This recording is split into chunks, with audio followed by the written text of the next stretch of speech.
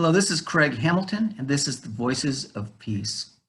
I'm here today with Reverend Kevin Kitrell Ross, the Senior Minister and CEO of the Unity of Sacramento Church. Reverend Kevin is respected for his role as a social justice activist, and he has shared the stage with the Dalai Lama, President Nelson Mandela, and many others. He's a three-time delegate to the Parliament of World Religions, and he's on the leadership team for the Association of Global New Thought. We welcome Reverend Kevin as today's Voices of Peace. For joining me today, Kevin. Thank you, Craig. Thank you, everyone, for having me. How are things in Sacramento today? Well, in just a few minutes, we're going to be having a conversation with the mayor.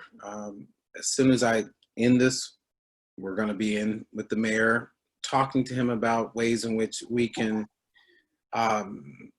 dismantle systemic racism within our city, and also the ways it manifests within our law enforcement agencies throughout the city. And so the feel and the moment in Sacramento is one of conscious responsiveness to what we all witnessed around the world with the murder of George Floyd, but also this pattern that we have seen of Black bodies being murdered, just repeatedly over and over. And fortunately, because we have these brave cell phone activists, I call them, who are putting their lives on the line to film some of the most horrific crimes against humanity. We are in a moment where a groundswell of the most connected generation in history is responding and calling for change. And so as a leader here of a spiritual community and also a civil rights activist and social justice activist, I'm deeply engaged in helping to remove the barriers to peace. I think, peace is something that is an ideal, is what we aspire to, but the barriers to peace must be deconstructed and dismantled and removed, certainly within ourselves, but also structural barriers in society that prevent peace from occurring. And so I'm engaged in that effort right now with leaders from across the city. And a big part of that is engaging our elected officials and holding them accountable for attacking those structures that create inequity, injustice, unfairness, and brutality.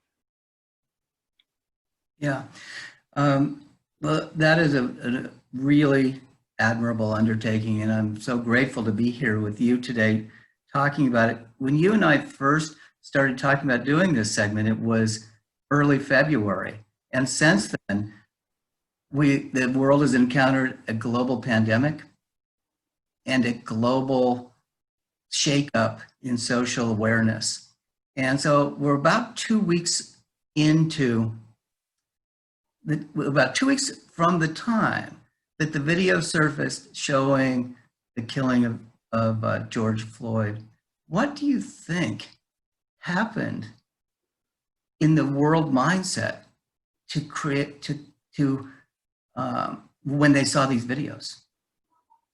Well, first of all, you have as you pointed out, the global pandemic around COVID-19 and people who have been sheltering in place. And so what we notice is that individuals who are sheltering in place around the world have the opportunity to see things that they don't normally see on the internet. They're surfing the net and being more attentive to social media than ever before. And here again, we are the most connected generation. That has certainly been proven in this period. And so people witnessed, I believe, what any person of moral character and a modicum of humanity would experience, to witness a law enforcement officer in uniform in broad daylight press his knee upon the neck of another living soul who is already subdued and handcuffed, okay? Already subdued and handcuffed, who is a threat to this individual. We witnessed, and here's what I think struck a chord.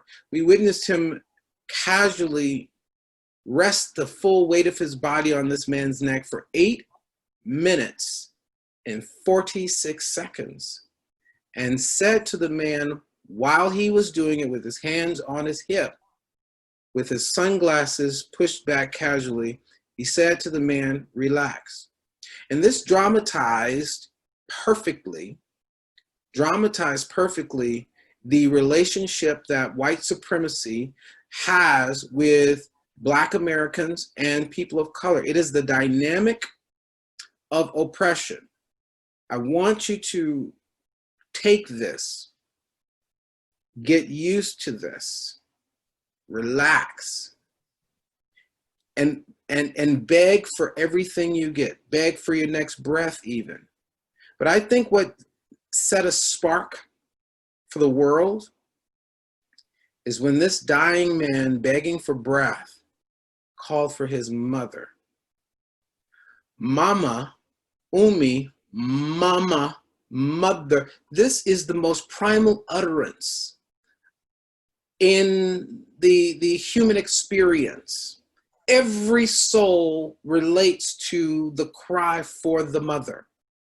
And I think Mother Earth coordinated a shockwave that tapped into every conscious psyche. And this primal reaction to a man calling for his mama did something to us. And it was, as someone said, it was a miracle moment when everybody who had all of the reasons why they wouldn't participate in procuring the freedom of particularly Black and brown and oppressed people in this country, something moved them forward, because suddenly I can relate to you beyond your skin color, beyond your set of history and geography. I can relate to what it means to want my mama to come and help me. I can relate to the feeling of helplessness. Every soul can relate to that. And so I think that was the moment that shifted it, juxtaposing it with the tremendous, unbelievable brutality that we were witnessing, the deep, deep, dark inhumanity that we witnessed, but also the absolute vulnerability and helplessness that any soul living has once been in, a position where I just need my mama. Yeah. Yeah, that was simply inconceivable. Something, when watching that video, was inconceivable. I heard Reverend Michael Beckwith, a snippet of something he said the other day, and he called it the lifting of the veil. It's when we see something that was previously unseen. And I want to say it was hidden. I think historically in the United States, inconceivable for you on the individual level, that may have been so. I think what was inconceivable about it was that the earth could witness that all at once. But the atrocities of our history in this country would beg to differ that it's inconceivable. Much more grotesque crimes against humanity and crimes against African American people in this nation have certainly occurred, certainly, but I think what's inconceivable about it is that the earth could witness it all together at once. Yeah. I think that we couldn't conceive that something like that. And that's part of the blessing is the high interconnectivity that we have right now, and the speed at which information can travel. And so that's the blessing of it. I think the curse at the same time is that the high degree of connectivity and the speed at which information can travel, it cuts the other way. We were able to witness something that I don't know anybody who wants to watch it a second time. No. You know, or even all the way through for that matter. Right. Right. I did watch it all the way through as much as I could because I actually felt like I needed to really, see, I can't even finish my sentence there, but I know what you mean. I know what you mean. Right. So you, sorry, that shook me up a little bit. So you've met with President Nelson Mandela and handed him the Medal of Honor for the World Season of Peace, and you've had private audience with the Dalai Lama. And I saw somewhere too that you graduated from Morehouse University. And I'm wondering if at some level you feel like this is the moment you were born for. You've been doing this for so many years and living and working in a consciousness raising capacity, and now your voices will be heard, perhaps in a singular way to many people.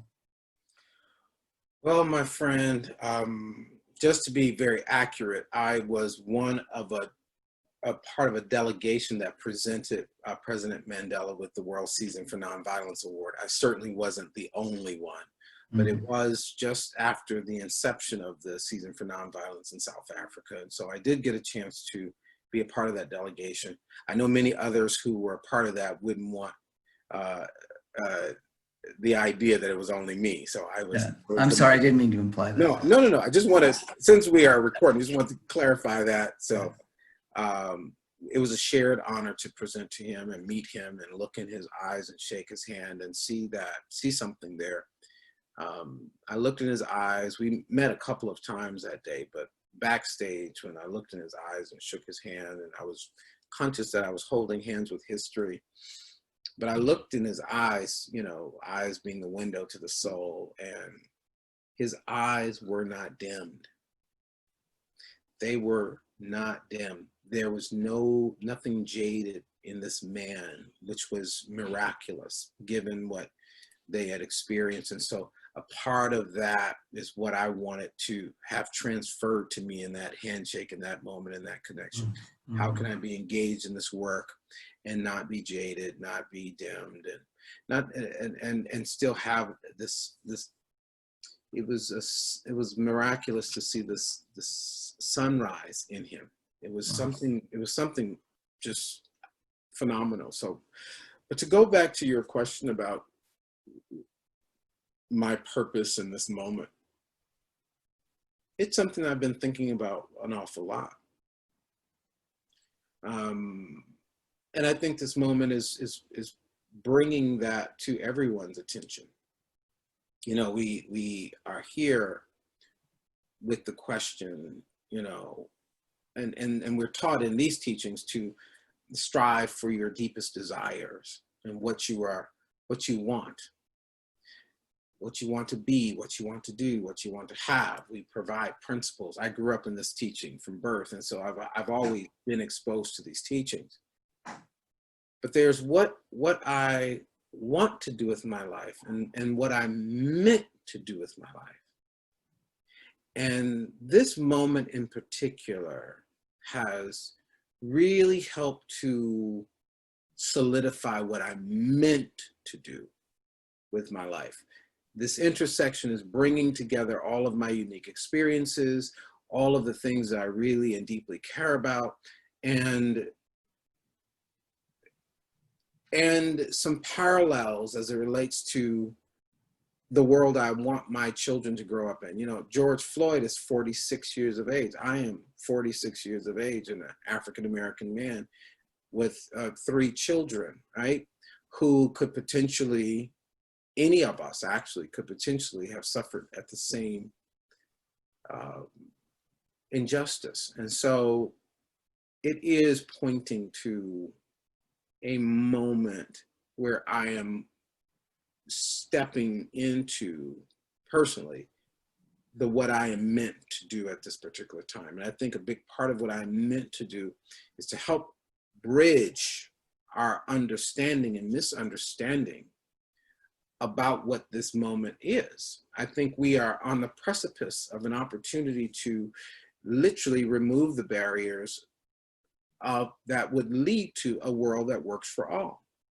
I think we must be very fierce and forceful about deconstructing systemic racism within our country. The structures that are real and exist that gives meaning to you and me. Those structures actually give relevance to you and me when we are talking about co-creating a world that works for all. Why do we even need such a mission? Because we're consciously aware that the world does not work for all. And so then what is ours to do? And that's what's been my question over. What is mine to do in this moment? What is mine to do? And so, as I was mentioning earlier, part of that is to localize it. I'll be talking directly with the mayor again in a few minutes. It's not that I don't talk to him, but I'll be talking to him. I talked to the governor, being very, very holding leaders accountable for what they can do to change policies. We may not change hearts overnight, but there's some things we can do to start dismantling policies that perpetuate systems of oppression and inequity and unfairness and discrimination. Those are things that are practical, that when you have the groundswell that we're seeing across the nation and the world, that that makes it clear that it's time to do it. Mm-hmm. It's time to do it. Yeah. So yes, I do feel in great part that these experiences have uniquely prepared me, but it is no pleasure, I'll tell you that. Right, right. If you had, I think without the preparation, the burden of it might become too much to bear. Yeah, absolutely. So yesterday, you and I tried to do this a couple of days ago, and our internet failed. Mm-hmm. And I did have a feeling that it was purposeful, in terms of the way the world was working. Mm-hmm. And yes, and as a result, yesterday I had a chance to tune into a conversation you were having with Reverend Aaron McCabe at the AGNT forum. Mm-hmm. And you were talking about a concept and a word. And I hope I have it right here, Harambe. Yes. And I just got, as I said that, and having listened to you yesterday, I got chills yesterday and today. I thought it was such a powerful concept and such a thing that is ripening into this moment. I'm wondering if you can talk about that a little bit. Sure. So it's a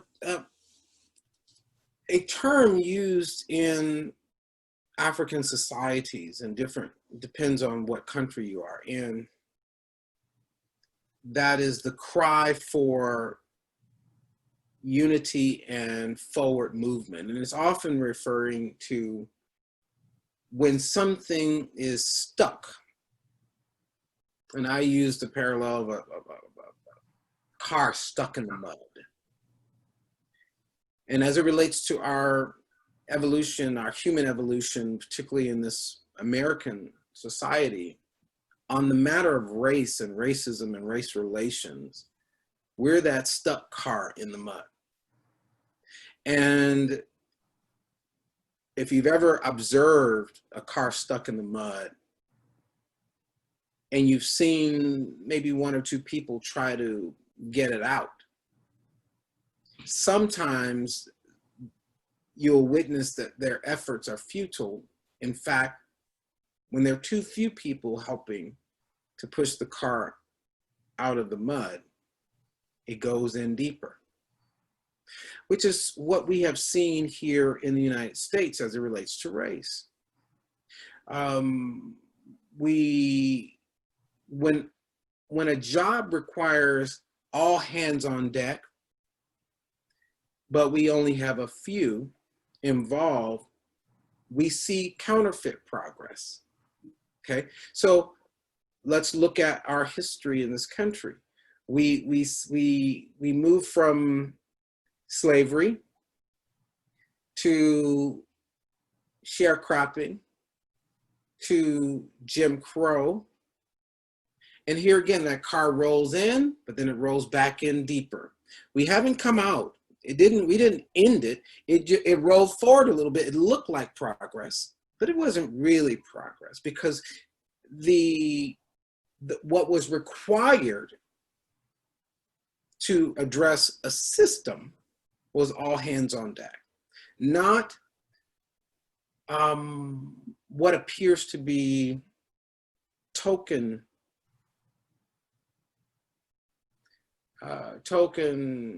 assistance, so then we move from Jim Crow pushing this car on racism, pushing it. And again, you have predominantly African Americans around this car marching and shouting and being in meetings and all of the things that show up as what a civil individual would do or people would do in order to work a democratic system. We've watched that. We've been told that this is how it works. So then we move from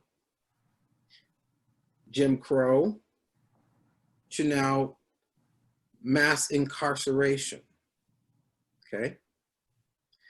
Underfunded school systems, health disparities. And it's all a product of the very same system. It's just the same thing. We have not gotten to the root, gotten radical to uproot this horrific system. And so now, in the wake of George Floyd, Breonna Taylor, Christian Cooper, Ahmaud Arbery, in the wake of this last series of outrageous crimes against humanity, something triggered. And for the first time, that seems to be very common to Black people in the United States, to jump to the side of that car, grab your spot and push forward. We're now seeing around the world this reaction and response to the call, Harambe, Harambe. Harambe means forward together now. And so you're now seeing folks saying, what can we do? Where do we stand? How do we get our hands around this? Because we must eradicate this from our human experience. This must be the moment. That's what we're beginning to see. Some thought the moment was Barack Obama being elected as president. That did not end systemic racism. Barack Obama, as you well aware, was confronted with it in the most vile ways as president. Why? Because we did not deconstruct the system. In other words, another token of progress, but not systemic progress. And so here we are in a moment that looks like a miraculous moment if we can get the formation around this call Harambe, forward together now. So everybody, my vision is that people from around the world, my vision holds people Black and white and gay and straight and Protestant and Catholic and Muslim and Buddhist and Hindu and all of humanity, the sea of humanity getting its hands around this vehicle, following the leadership of those who know this car very well, you see, know the road, and not coming in to take it over, but to get on board with it and push this thing forward, push us to the next evolutionary spiral in our human story. And I believe that that's what this moment can be if we can hear that call and answer the question, what is mine to do now? Mm-hmm. You see? So that's where I find myself. And so that's why I am deeply engaged in this work, because I see that vision. And like most people who are Black right now, I'm angry, I'm grieving, I'm frustrated, I'm tired of having this conversation. It's one of the most exhausting conversations to have. Why? Because I envisioned myself at this stage in my life, you know, spending more time talking to my friends about the accomplishments of my children and what they're doing and how I'm getting to show up and support those efforts of my 3 children. So I envision myself at another stage, but we're still in this adolescence of our humanity that continues to see race as something real. And I do believe there is one race, the human race. But we have to deconstruct the barriers to our seeing this. And so that's what I'm up to now. So yeah. I do issue that call Harambe. Yeah, and I love it. And I think when I post this video, and there's always a headline to it, I think what I would like to have as the headline is Forward Together Now, after your name. 1 second. Mm-hmm. Somebody's driving around with a little motorcycle outside. Sure. Yeah. So, but that is such a powerful statement, and I greatly appreciate it. And I asked myself during this time too, I've had, you know, a much different experience in my life. And I asked myself over and over again, what is mine to do? And I'm listening, you know, for that answer too. I have some ideas, but we'll see what happens with it. I would say it begins with tremendous discomfort. If you're not uncomfortable, you have not, for this issue, you have not dug deep enough. Right. You know what I mean? The mind to do has to be uncomfortable, because the very nature of what we're dealing with is deeply uncomfortable. So that's what my invitation to everyone is. What is the most uncomfortable you're willing to be? And how radical are you willing to become in order to participate in what could possibly be most important action you can take in your lifetime of helping dismantle the systems that hold us back from a quantum leap occurring in our collective human evolution. Mm-hmm. I think it's just, so it's a real deep thing, and I don't think COVID-19 is accidental in that way. I think it all is just perfectly orchestrated itself, including the impeached president that we have. All of these factors are kind of in the soup. Yeah, that's stirring us up to this very uncomfortable edge. Yeah, you know, we've had 60,000 years of human evolution, and sometimes I'm just dismayed that this is all we've been able to, you know, this is all we've gotten to after that long. So perhaps we'll make, as you say, you know, a quantum leap here in this opening and in this time with this opportunity. You know, I do think there's so much out there. We end up seeing, being out on the streets and seeing people walking in the hundreds, or perhaps, you know, even in the thousands. I'm in Orange County, California, as we speak, and the dynamic here is, you know, different, to say the least. And but to see the people marching up and down the streets with the Black Lives Matter posters and the horns honking and the being able to stand among the young people of this world that are meaning to make a difference at this point in time, it's really powerful to see and witness in that way. And I was witnessing a young woman making a talk at one of the protests in Rancho Santa Margarita the other day. And it was an Orange County community. And it was a young African-American woman. And she was talking about how she had really not enjoyed, she lived there for a couple of years and she really didn't enjoy it at all. And she'd had a hard time living, feeling a sense of isolation in the community. And then as she was talking, she stopped and she looked around and she goes, I don't even see anybody that looks like me in this crowd. And then she looked a little harder, but it was, I think, both. Well, let's look at Orange County for a moment. By design. Mm-hmm. By design, very, very subtle, however, very subtle design. It's meant to be that way. Yeah. Very subtle. Yeah. Redlining, income and wealth gap. Those things are subtle, but definitely intended for that to occur. So yeah, once again, when we talk about tokenized progress, so, okay, we'll have a few Blacks in the neighborhood, distinction. Here again, as we evolve in our humanity, we start living beyond neighborhoods, our closed systems, and we start looking at community.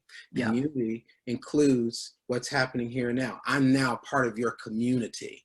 Yeah. So I want my neighborhood to reflect the community that I am a part of.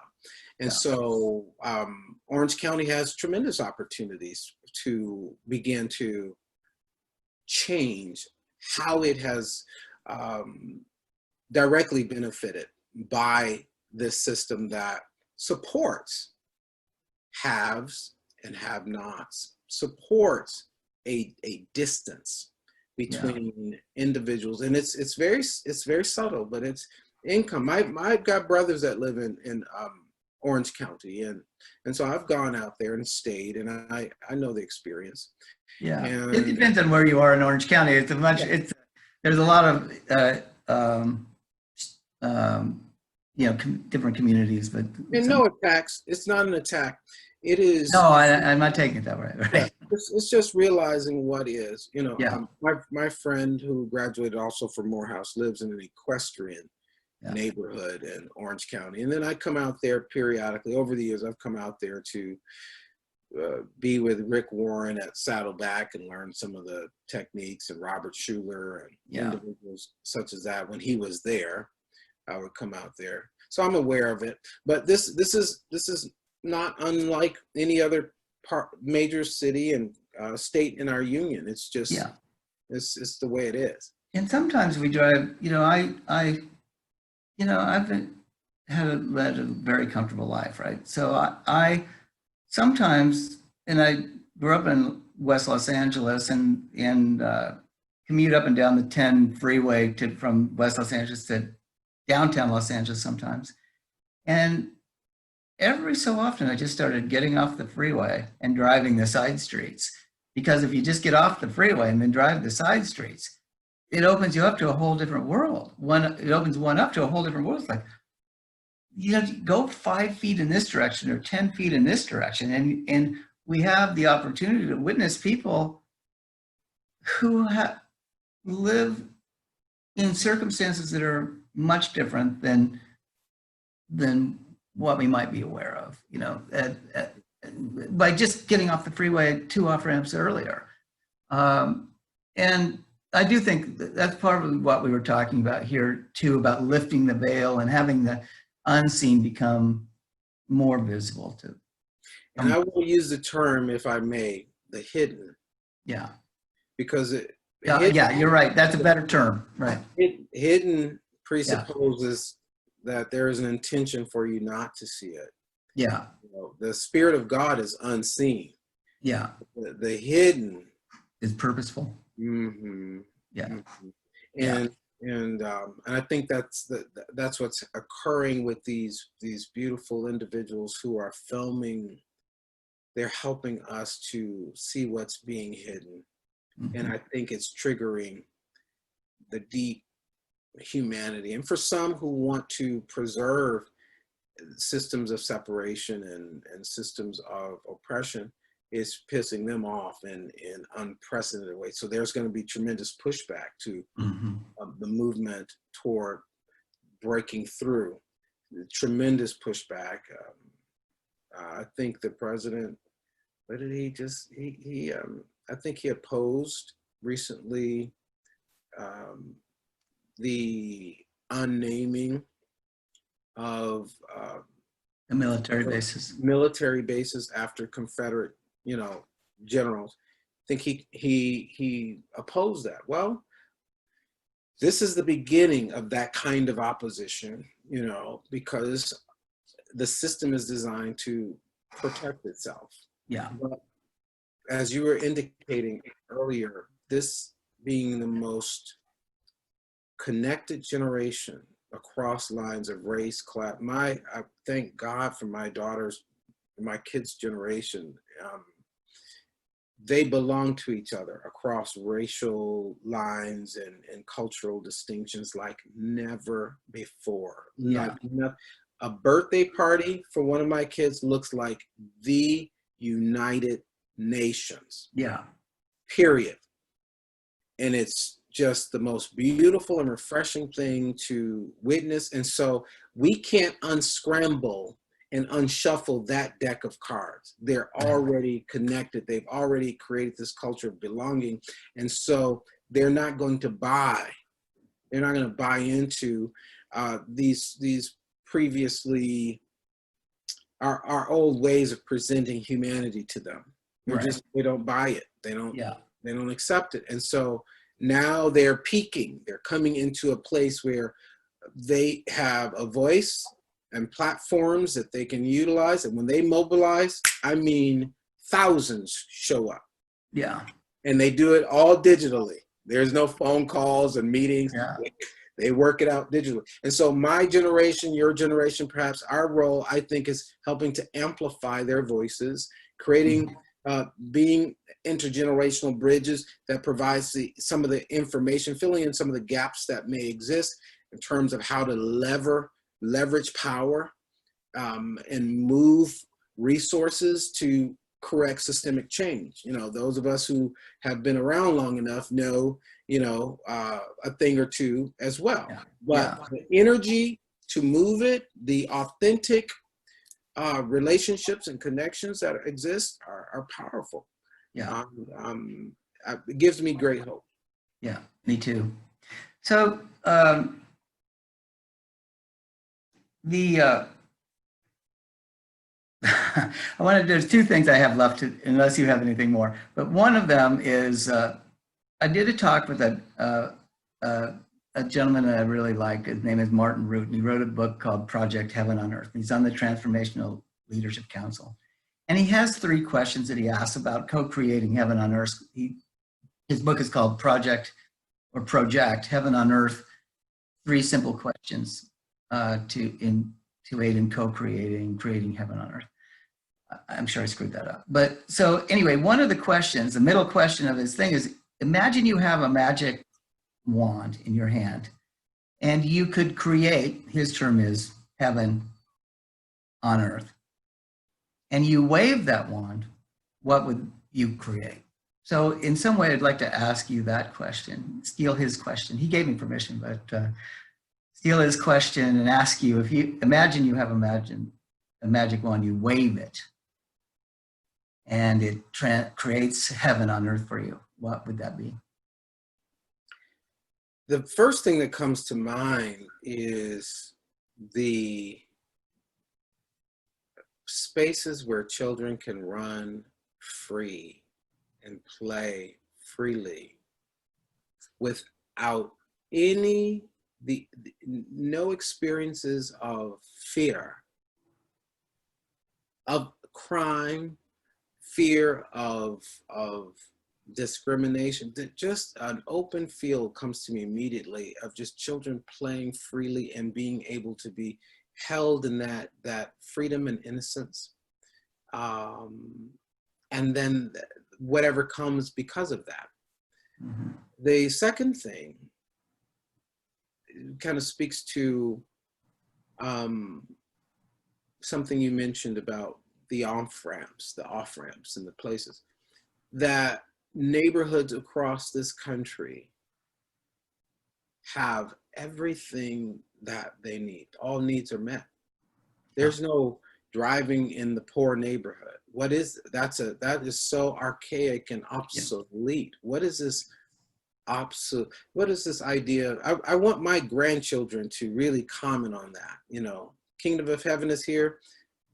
It's obsolete, the idea of the poor neighborhood. Yeah. They have no concept of that. Yeah. I see that all needs met, concerns around an individual's health and well-being. I see that as just a par for the course. Of course, there are services, plentiful services, and a variety of types of services for individuals to live healthy, happy, and prosperous lives. So there are no obstructions to what can be created with the imagination when the Kingdom of Heaven is on earth. You know, it's just a matter of collaboration. Yeah. And so this, and I think what we're really looking at is a world free from fear. Yeah. There's no fear. And so what is the opposite? Then there's this creativity. We're creating, we're producing, we're contributing our gifts in powerful ways. So when I think of having a magic wand and heaven breaking out on earth, children run freely with no fear, that we hold hands across humanity out of a deep sense of relationship and belonging, and not adjacent ships and being outsiders. For me, every neighborhood in America and around the world is where all needs are met. There's no, the idea of a poor neighborhood or poverty itself is an obsolete concept. And it's so distant in the memory of humanity that we have to visit museums to see what that was like. Heaven on earth is love in action through each one of us. And it's our desire to have whatever it is that I have and enjoy. It's something I want you to have and enjoy as well. The best of life, the best of love, the very best of everything. That's what it looks like to me. That is so beautiful. Thank you for sharing that. It's a privilege to hear that from you, and to I was going to say to hear that dream, but I actually would prefer to not believe it's a dream. So, but it sort of leads me to my last question. Between you've had these great experiences, Morehouse University, and the Dalai Lama, and President Nelson Mandela. Which of those if you had to weigh those, would you trade them all for the moment on the Oprah Winfrey show? I watched this little clip last night on YouTube, where you were talking about your experience with Oprah Winfrey, and you were just so lit up and so joy-filled. I thought that was but as importantly, talking about the reason why and the creation of the dream, really. You know, there are individuals like Oprah who inspire me to dream a bigger dream. And she's certainly has consistently been that for me. I've had numerous encounters with Oprah.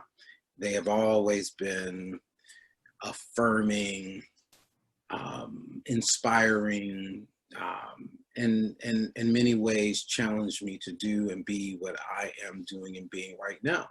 She's Mhm. always encouraged us to use our lives for good. And so, Yes. um, and I used to be a different person, and that person was um, motivated by popularity, fame, and the famous, you know. And we're told as kids, you know, one day you'll be rich and famous. And so I in part bought into that world. And so striving to be famous at one point in my life, I started to connect with famous people and Mhm. and given access to what comes with fame, you know, people who are famous and worlds where I got. So there was a point at which that was an accomplishment to me. And I'm not that individual anymore. Um, I want to connect with people who are significant, whether they are famous or not, but they've made significant contributions to shape the betterment of the world in Yeah. whatever field they are. Mhm. And so, so there's always been an attraction to me to the Oprahs of the world, and I love her still today. Yeah. Um, I've been privileged to be on her show a few times for different reasons, and early in my early development, it was not necessarily for the best reason. It was like many of my colleagues now who believe that somehow if they get on the Oprah show or some other television show that puts them in front of millions of people, Yeah. that it's going to that they've made it. Yeah. And the fact is that when you get to these high platforms and you receive these invitations, if you haven't made it already, they only amplify who you are. And so if you are there appearing to be one, hustling and climbing and, you know, trying, a wannabe, if you will, Yeah. millions of people will get to encounter a wannabe. And no judgment around being at that stage in your life. Oh, for sure. Yeah.